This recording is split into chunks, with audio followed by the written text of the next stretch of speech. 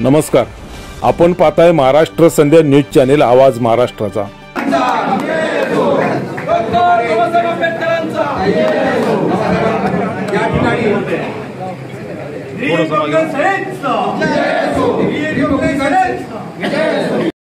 Republican सेनेच्या प्रशस्त कार्यालयाचं उद्घाटन डॉक्टर बाबासाहेब आंबेडकर भवन दादर या ठिकाणी आज संपन्न झाले। त्यावेळी तथागत भगवान बुद्ध आणि डॉक्टर बाबासाहेब आंबेडकर यांच्या प्रतिमांना सरसेनानी आनंदराज आंबेडकर यांनी पुष्पहार अर्पण करून बुद्धवंदना घेतली।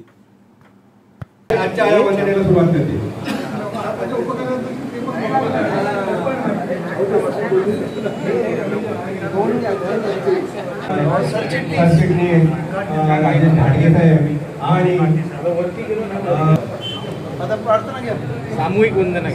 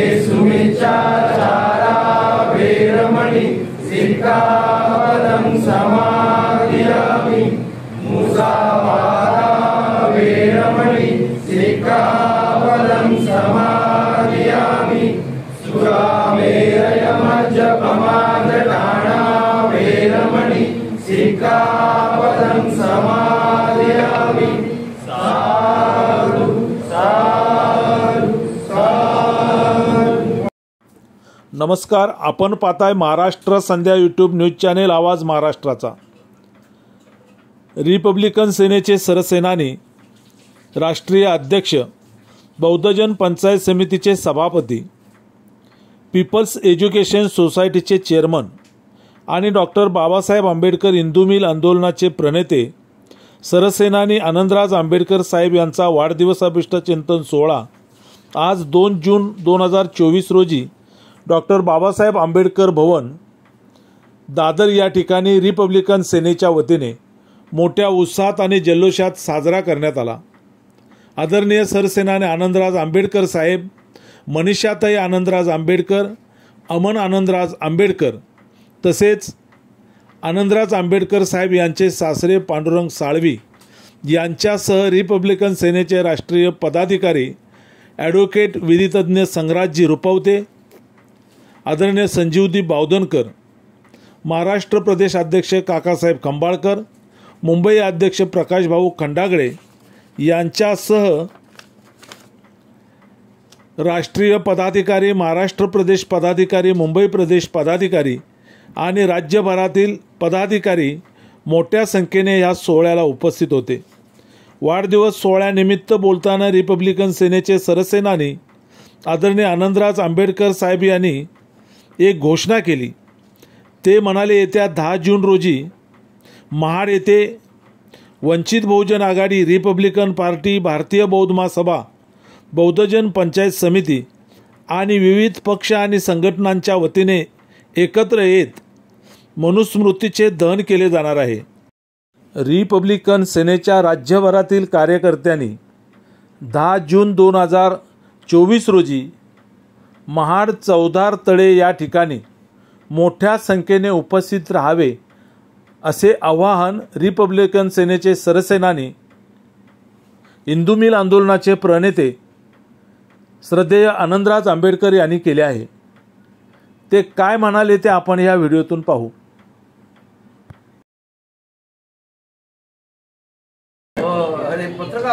हाँ सर,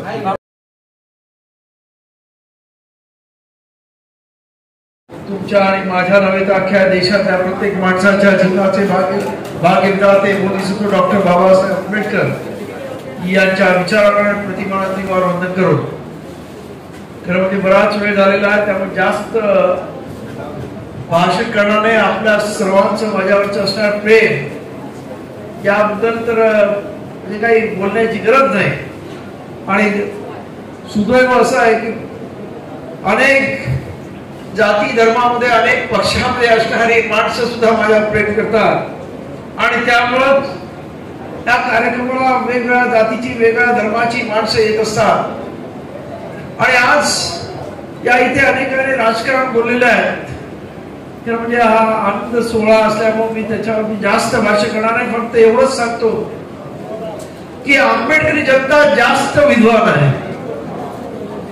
हे आंबेडकरी जनतेचं दुर्दैव आहे आणि त्यामुळे ते सत्तेपासून दूर आहे। जे अतिशहाणे असतात, तुम्ही कुठेही बघा, ज्या समाजामध्ये अतिशहाणे असतात त्या समाजामध्ये दुर्दैवानं एकोपा नसतो। आज मी महाराष्ट्रात राजकारण पाहिलं की अनेक ठिकाणी वेगवेगळ्या पक्षातून मराठा समाजाचे उमेदवार होते, परंतु वोटिंगच्या दिवशी संपूर्ण मराठा समाज एक उमेदवार ठरवायचा कुठच्याही पक्षातला आणि त्याला वोटिंग करायचं। आमच्यासारखा वेळेपणा नव्हता। त्या मुस्लिमांनी तर फतवे काढले आणि त्या फतव्यावर हुकूम त्याने वोटिंग केलं, परंतु आमचा माणूस जय भीम बोलो किधर विचारो ही दुर्दैवाची गोष्ट। हे जर आपण सोडलं तर राजकारणामध्ये आपण लवकरात लवकर सत्तेवर गेल्याशिवाय राहणार नाही, हे आपण लक्षात घ्या। आणि त्यासाठी आपण सर्वांनी एकजुटीनं एक दिलानं कामाला लागलं पाहिजे। त्या परिस्थिती अत्यंत गंभीर आहे।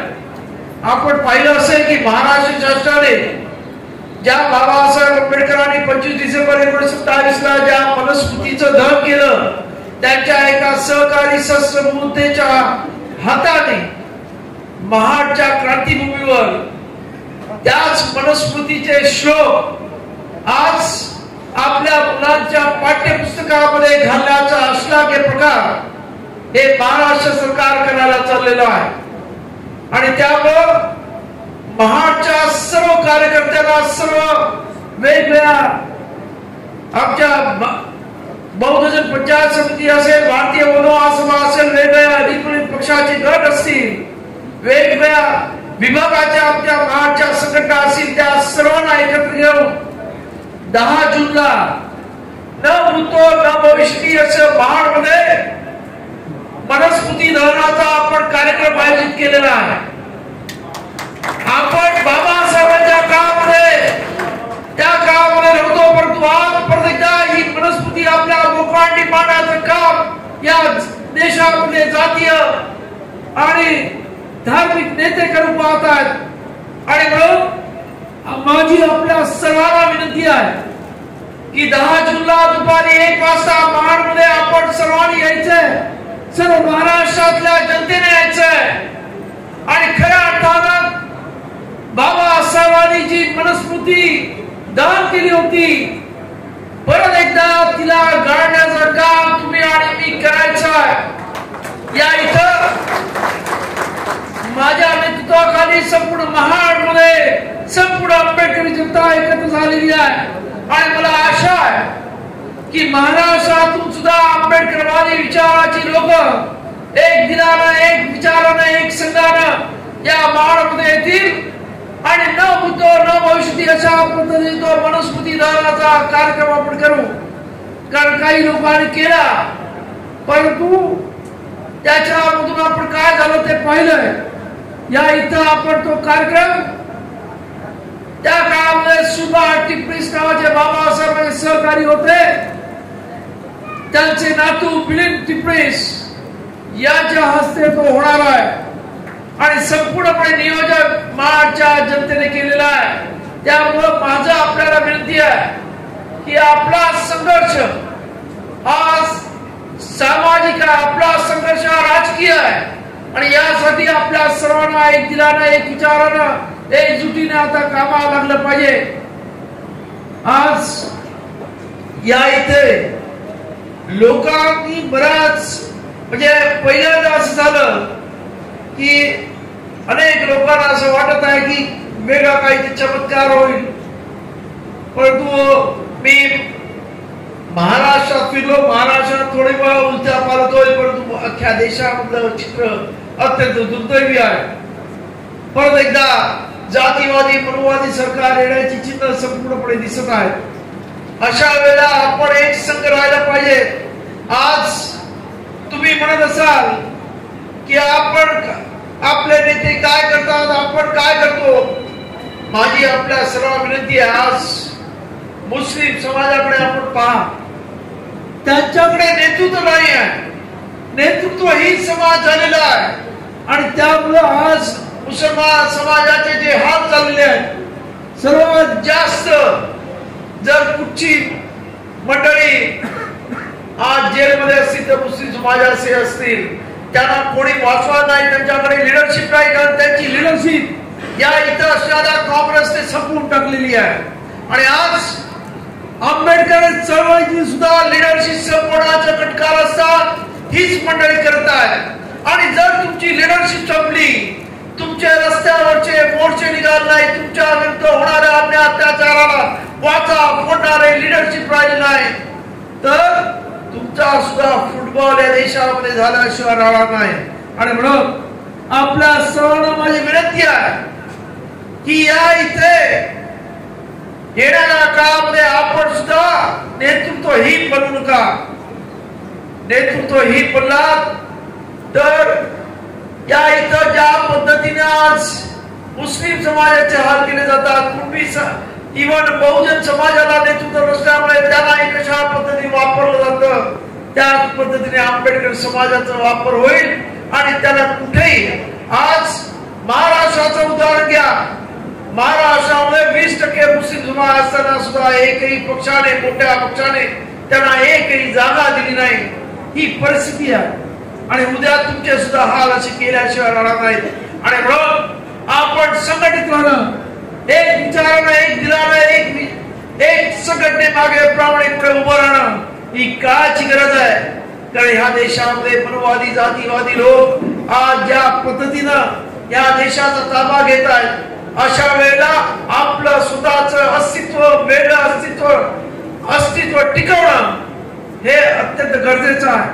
आणि त्यासाठी मी आपल्या सर्वांना विनंती करतोय की जाताना प्रत्येकानं एक विचार डोक्यामध्ये ठेवायचा की काही झालं तरी आंबेडकर चळवळ संपणार नाही याच्यासाठी मी काम करणार आहे आणि त्यासाठी वाटेल ती जबाबदारी घेण्याची तयारी माझी आहे. आणि हे जर आपण केलं तर मला पूर्ण आशा आहे की येणाऱ्या काळामध्ये आपण सुद्धा या देशामध्ये सत्तेवरती गेल्याशिवाय राहणार नाही. आणि त्यासाठी आपले लीडर जो निर्णय घेते त्याच्याशी प्रामाणिक राहावं.